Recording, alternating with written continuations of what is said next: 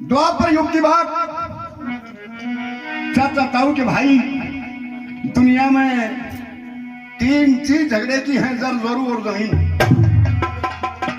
जमीन पर झगड़ा था, भीष्म पितामह ने राज्य का बंटवारा कर दिया, क्योंकि घर में जो बुजुर्ग आदमी होता है वो घर की कलह को, लड़ाई को मिटाने के लिए हुआ करता है। और जिस घर में बुजुर्गों का अपमान होता है, मैं दावे के साथ कहता हूं वो घर बर्बाद हो गया।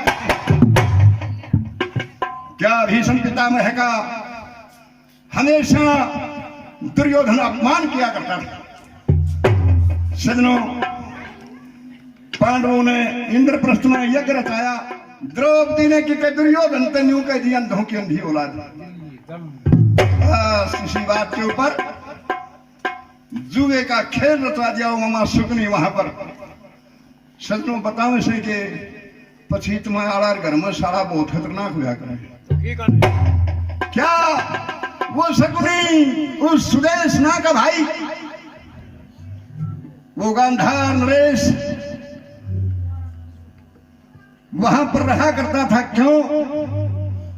कि उसके मन में कसक थी कि एक अंधे राजा धृतराष्ट्र को मेरी इतनी सुंदर बहन गांधारी ब्याही गई, मैं इस बात का बदला लूंगा। क्यों? वो कमजोर थे राजा सबल।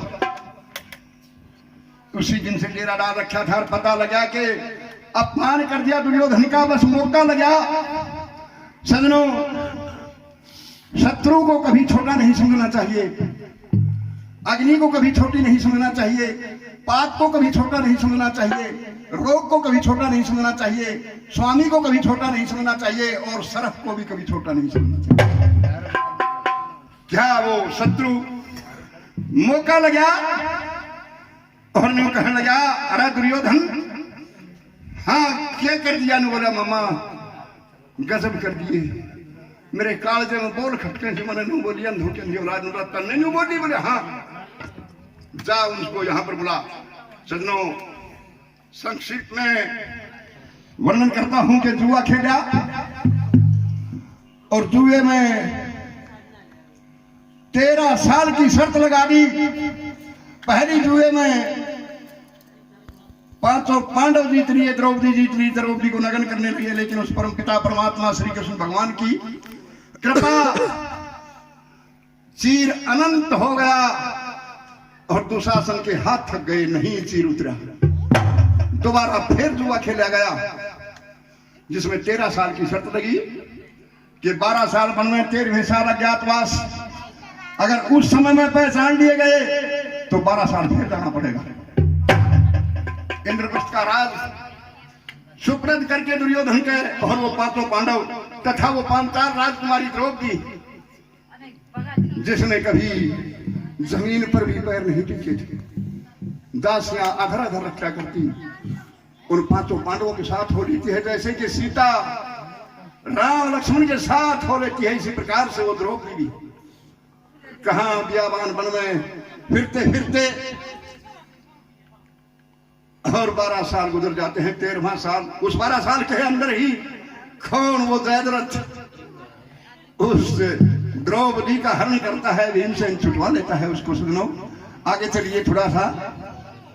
धौम ऋषि से पूछते हैं कि महाराज, हमारा 13वां वर्ष कहीं पर समाप्त हो और वो कौरव हमें न पहचाने, ऐसी जगह बताओ, क्योंकि लिखी हुई थी शर्त के 13वें वर्ष में अगर पहचान लिए गए तो 12 साल फिर वन में जाना।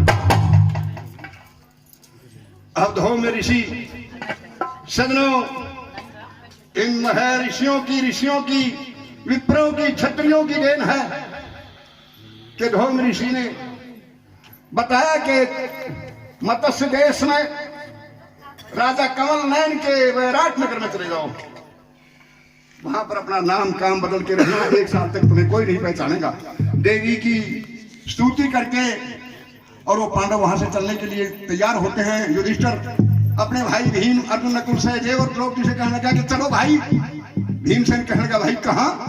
नूरा राजा कमल नयन के यहाँ वैराट नगर में 1 साल रह के अपना ये गुप्त वेश, ये गुप्त समय व्यतीत करेंगे। भीम ने बोला, भाई कैसे? बोला, हम उसके नौकर लायक के। बोला, हम नौकर? क्या कहने लगा? नो बोला, ले यहाँ से ये वह राज पर्व शुरू है। बोलिए श्री कृष्ण भगवान की